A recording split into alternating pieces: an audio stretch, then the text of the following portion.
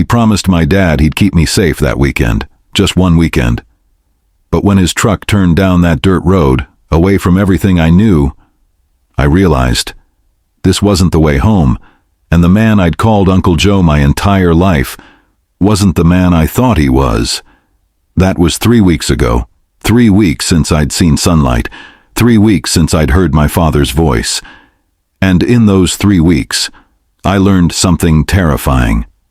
The people we trust the most can become the monsters we never see coming. This is a true story, a story of betrayal, survival, and the horrifying reality that evil doesn't always come from strangers. Sometimes, it lives right next door. Stay with me until the end, because what happened to me could happen to anyone, and sharing this story might just save a life. My name is Regina. I'm 23 years old, and before that weekend, my life was normal, beautiful even. I lived with my dad, Marcus, in a small town where everyone knew everyone, where people waved at each other from their front porches and left their doors unlocked at night. My mom had passed away when I was 16. Cancer. It tore through our family like wildfire, but my dad, he held us together. He worked 2 jobs, made sure I finished high school, helped me get into community college. We were a team, just the 2 of us against the world. And then there was Joe. Uncle Joe, we called him, though he wasn't really my uncle. He'd been my dad's best friend since they were kids. Grew up on the same street, went to the same schools, got their first jobs at the same factory. They were like brothers. Joe was always around. Sunday dinners, birthday parties, helping us fix the porch steps or mow the lawn. He'd bring over groceries when money was tight. He'd make us laugh with his stories from work. He'd ruffle my hair and call me kiddo, even when I was in my 20s. To the outside world, to our neighbors, to our family, Joe was a hero, the kind of man you'd trust with your life. But I want you to think about something for a second. How well do you really know the people in your life, the ones you see every day, the ones you trust without question? Because I thought I knew Joe. I thought he was safe. I thought he was family. I was wrong. Looking back now, there were signs, small things I brushed off because he was Uncle Joe. The way he'd compliment me a little too much. Tell me I was getting prettier every year. The way his hugs lasted a beat too long. The way he'd show up at the house when my dad wasn't home, just to check in. But I ignored it. We all did. Because we trusted him. Because that's what you do when someone's been part of your family for decades. That trust. It almost killed me. It was a Friday afternoon in late September. The leaves were just starting to turn, that beautiful mix of red and gold that makes everything feel like a postcard. My dad had to travel for work. A week-long training thing 2 states over. He didn't want to go. He hated leaving me alone. But I was 23, not a kid anymore. I told him I'd be fine. "You sure, Reggie?" he asked, using the nickname he'd called me since I was little. "I can cancel. Tell them it's a family emergency." "Dad, I'm fine," I laughed. "I'm an adult. I can handle a week by myself." He hesitated, packed his bag slowly, checked the locks on the doors twice. And then Joe showed up. "Hey, Marcus," Joe called out from the driveway, that big, friendly smile on his face. "Heard you're heading out of town. Don't worry about Regina. I'll keep an eye on her, make sure she's safe." My dad's face relaxed. Relief washed over him like a wave. "You're a lifesaver, Joe. I don't know what I'd do without you, man." They hugged. My dad left, and I was alone with Joe. The first couple of days were fine, normal. Joe would stop by in the evenings, bring takeout, watch TV with me. We'd talk about work, about the weather, about my dad's trip. Nothing seemed off. Nothing seemed wrong. But on the 3rd night, he asked me something strange. "Regina, you ever think about getting out of this town?" I shrugged. "Sometimes. Why?" "I don't know," he said, staring at the TV but not really watching it. "Just seems like you're meant for bigger things, better things. You're special, you know that? Special. The word hung in the air like smoke. Something about the way he said it made my skin crawl, but I smiled anyway. Because that's what you do when someone compliments you, right? On the fourth night, he asked me to run an errand with him. Said he needed to pick up some supplies for his workshop and wanted company. It was late, almost 8 o'clock, but I didn't think anything of it. It was Joe, my dad's best friend, the man who'd been at every Christmas dinner, every graduation, every milestone of my life. I got in his truck. We drove through town, past the hardware store, past the grocery store, past all the familiar streets, and then he kept driving, out past the town limits, out past the farms, out toward the empty stretches of road where nothing but trees and darkness live. "Uncle Joe," I said, my voice starting to shake. "Where are we going?" The hardware store was back that way. He didn't answer, just kept driving. His hands gripped the steering wheel so tight his knuckles turned white. "Uncle Joe?" I said again, louder this time. "This isn't the way. Where are we going?" He turned to look at me then, and I'll never forget his face. It wasn't the warm, friendly face I'd known my whole life. It was something else. Something cold. Something that made every nerve in my body scream at me to run. "We're going somewhere safe," he said softly. "Somewhere we can be together, just you and me, Regina, like it's supposed to be." My heart stopped. My hands started trembling. I reached for the door handle, but he'd locked it. Child safety locks. I was trapped. "Let me out," I whispered. "Let me out right now." He didn't. He just kept driving. Deeper into the woods, farther from home, farther from help. And I realized in that moment that the man I'd trusted my entire life was kidnapping me. Before we dive deeper, let us know in the comments where you're watching from. We'd love to hear from you. And if you're new here, click on the subscribe button so you never miss any of our upcoming videos. The truck finally stopped in front of an old hunting cabin, the kind you see in horror movies, isolated, falling apart, surrounded by nothing but trees and silence. Joe got out, walked around to my side, and opened the door. "Come on," he said, like we were just arriving at a vacation rental. Like this was normal. I didn't move, couldn't move. Fear had turned my body to stone. He reached in and grabbed my arm, hard, hard enough to bruise, hard enough to make me gasp. "Regina, don't make this difficult. I don't want to hurt you, but I will if I have to." That's when I knew. This was real. This was happening. And I had two choices, fight or comply. I chose to comply, because I needed to stay alive long enough to find a way out. The cabin was worse inside than out. One room with a mattress on the floor, a camping stove in the corner, a bucket in the other corner that I didn't want to think about. No windows. One door, a heavy padlock on the outside. Joe pushed me in gently, like he was tucking me into bed. "I'm sorry it's not nicer," he said, "but it's just temporary, until you understand." "Understand what?" I asked, my voice barely a whisper. "That we're meant to be together," he said, his eyes gleaming with something that looked like madness. "I've loved you since you were a little girl, Regina. Watched you grow up, watched you become this beautiful, perfect woman, and I knew one day we'd be together. Your dad, he never understood.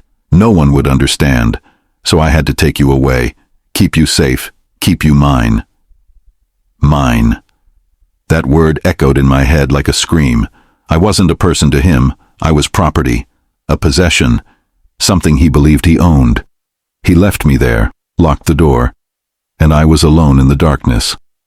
The first night, I cried, screamed until my throat was raw, pounded on the door until my fists bled. But no one came. No one could hear me. We were miles from civilization, miles from help. The second night I tried to think, tried to plan. There had to be a way out. There had to be. But the door was solid, the lock was heavy, and Joe checked on me every few hours, bringing food, water, and those horrifying smiles. "You'll understand soon," he'd say. You'll see that this is where you belong, with me.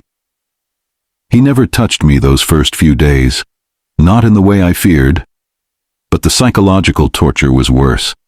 He'd sit outside the door and talk to me, tell me stories about how he'd dreamed of this moment, how he'd planned it for years, how my dad would never find us, how no one would ever find us.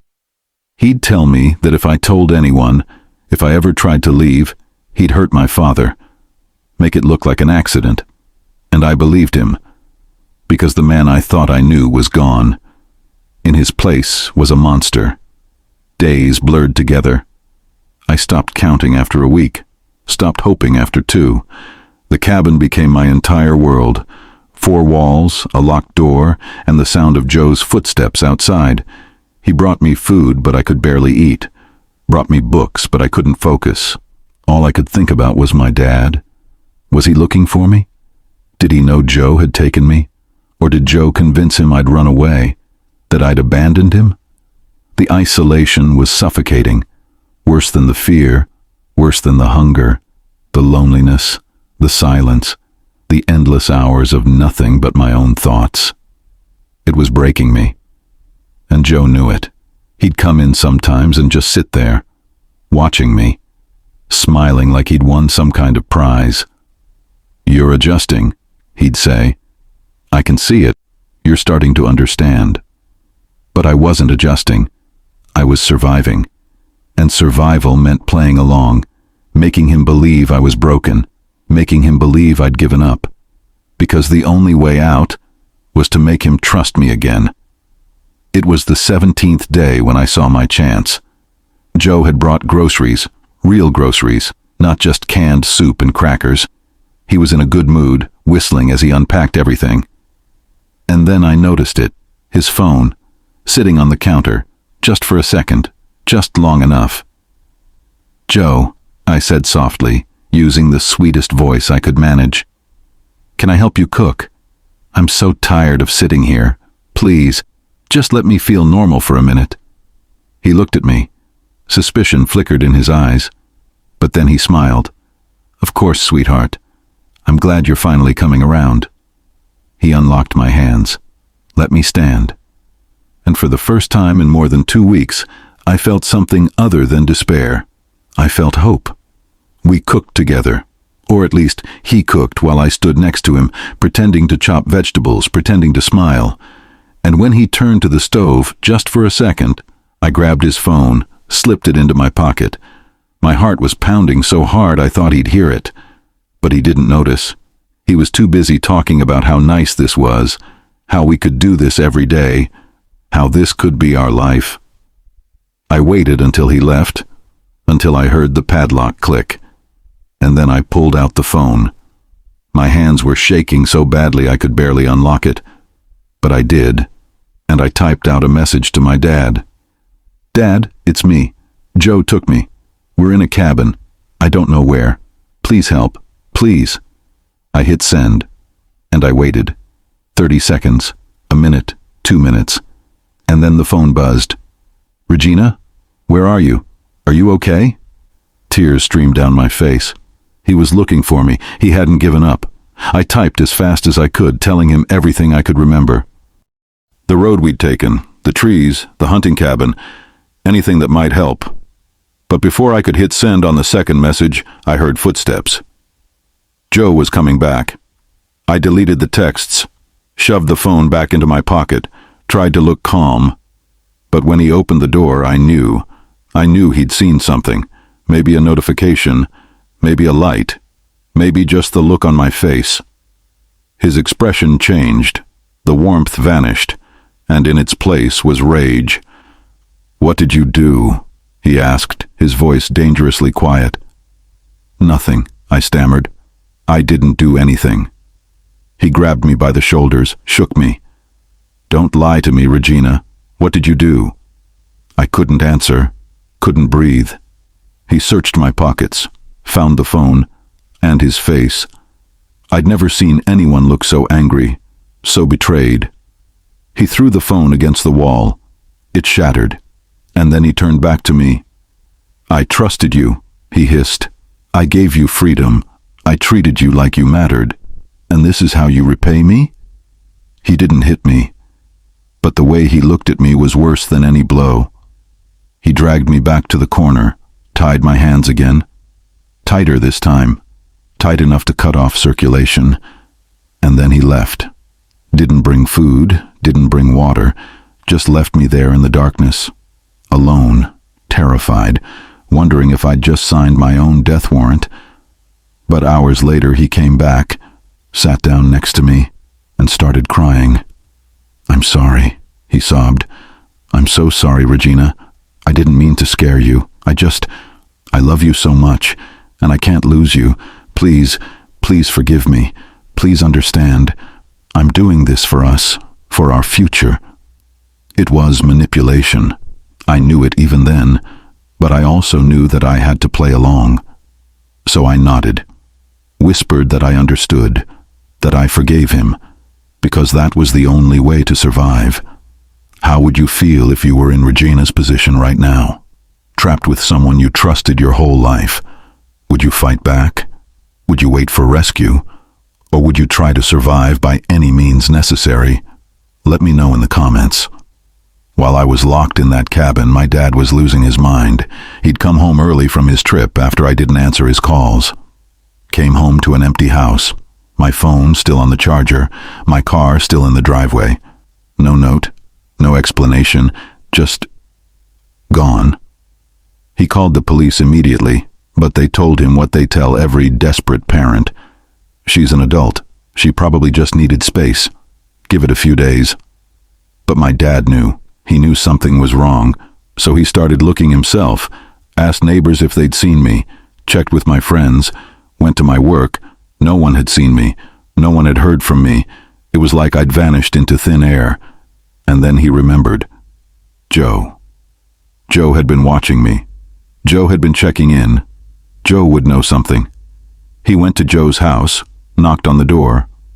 Joe answered, looking concerned, playing the part of the worried family friend perfectly.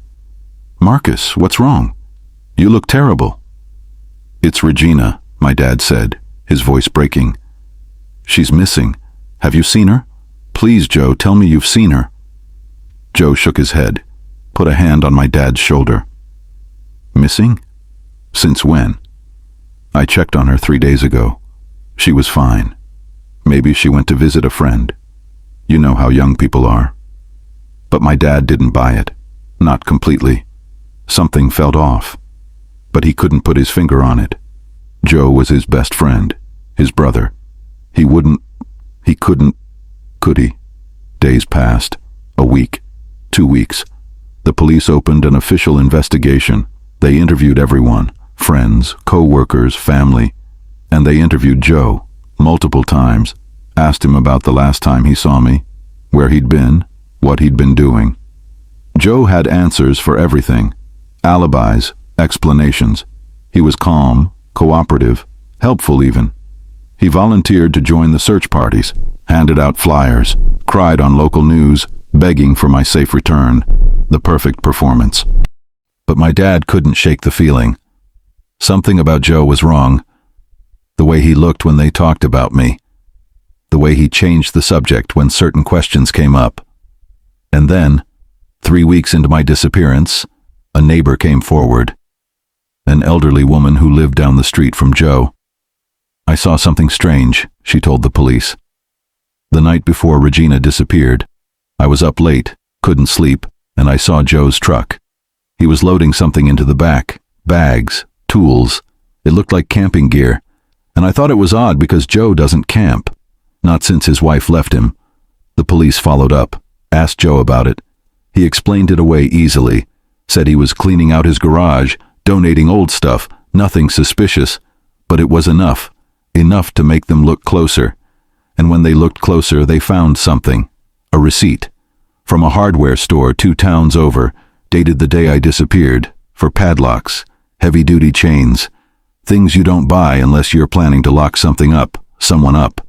That's when the investigation turned. Joe went from helpful family friend to suspect. They got a warrant, searched his house, found nothing, but they kept digging. Bank records, phone records, security footage. And slowly, piece by piece, they built a case. They tracked his truck on traffic cameras, followed its route out of town, out past the farms, out toward the woods. My dad was there when they figured it out, when the lead detective pointed to a map and said, "If we're right, she's somewhere in this area. Old hunting cabins, abandoned properties. It's a lot of ground to cover." "Then we start covering it," my dad said. "Right now. We find my daughter. We bring her home." I didn't know they were coming. Didn't know my dad had figured it out. Didn't know that dozens of officers were combing through the woods, checking every cabin, every shack, every possible hiding place. All I knew was that Joe was getting more erratic, more paranoid. He'd stopped bringing food regularly, stopped talking to me, just sat outside the door, muttering to himself. I was starving, dehydrated. My body was shutting down, and I'd started to accept that I might die there, that no one would find me in time. But then, on the 22nd day, I heard it. Voices, distant at first, then closer, shouting, "Regina, Regina, can you hear us? Regina." I tried to scream, tried to call out, but my voice was gone, just a hoarse whisper. I pounded on the door with what little strength I had left, pounded and pounded until my fists were raw, and then I heard it, the most beautiful sound I'd ever heard in my life. "We've got her. She's here. Get the bolt cutters." The door burst open. Sunlight flooded in. Blinding, painful, beautiful. And there were police officers, paramedics, and my dad. My dad, who pushed through the crowd and dropped to his knees beside me, who held me and sobbed and whispered over and over, "I'm sorry. I'm so sorry. I should have known. I should have protected you." I couldn't speak, could barely move, but I held on to him like he was the only solid thing in the world. They carried me out on a stretcher, put me in an ambulance, and as we drove away, I saw Joe, standing in handcuffs, surrounded by officers. He looked at me. Our eyes met for just a second, and I saw nothing. No remorse, no guilt, just emptiness, like I'd never mattered at all. At the hospital, they treated me for dehydration, malnutrition, and shock. My body was weak, but I was alive. And that night, curled up in a hospital bed with my dad sitting beside me, I realized something. I'd survived. I'd made it out. And Joe would never hurt anyone again. The trial happened 4 months later. Joe pleaded not guilty, claimed I'd gone with him willingly. Claimed it was all a misunderstanding. But the evidence didn't lie. The cabin, the chains, the padlock, the texts I'd sent, my testimony. The jury took less than 3 hours to convict him. Kidnapping, false imprisonment, attempted assault. They gave him 30 years. 30 years to sit in a cell and think about what he'd done. I was there when they read the sentence. Sat in the front row with my dad. And when Joe was led away, he looked back at me one last time. I didn't look away, didn't flinch, because he didn't own me anymore. He'd tried to break me, tried to take everything. But I was still here, still standing, still alive. It's been 2 years since that day, 2 years since I was rescued, and I'm not going to lie and say everything's perfect now, because it's not. I have nightmares, panic attacks, days where I can't leave the house because I'm too afraid of who might be watching. Therapy helps. Support groups help. My dad helps. He's never left my side, not once. We're rebuilding our lives together, slowly, carefully, one day at a time. But I wanted to tell you this story, wanted to share what happened. Not because I want pity, not because I want attention, but because this could happen to anyone. Joe wasn't a stranger. He wasn't some creep hiding in the shadows. He was family. Someone we trusted, someone we loved, and that's the scariest part, because the people who hurt us most are often the people we never suspect. The neighbors, the family friends, the coaches, the teachers, the mentors, people who build trust over years, who wait for the perfect moment, who know exactly how to manipulate and control. If you're watching this and something feels wrong about someone in your life, Trust that feeling. Listen to your gut. Even if that person seems perfect, even if everyone else loves them, even if you feel guilty for doubting them, your safety matters more than politeness. Your life matters more than keeping the peace. And if someone you know is in danger, speak up. Don't wait. Don't assume someone else will handle it, because silence protects predators, and awareness saves lives. I'm sharing my story because I want you to know something. It wasn't my fault. What happened to me? It wasn't my fault. And if it happened to you, it's not your fault either. You didn't ask for it. You didn't deserve it. And you can survive it. You can heal. You can take your life back. It takes time. It takes work. It takes support. But it's possible. I'm proof of that. So please, share this video. Let people know what's possible.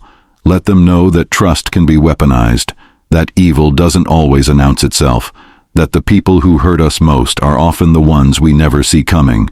And if this story helps even one person recognize danger before it's too late, then it was worth telling. Thank you for watching. Thank you for listening. And thank you for caring enough to share. Subscribe to this channel so you never miss another story. Because these stories matter. Because awareness matters. Because you matter. And together we can protect each other. Together we can make sure no one else has to go through what I did. Where are you watching this from? Have you ever felt uneasy about someone everyone else trusted? Let me know in the comments. Your voice matters. Your story matters. And you're not alone.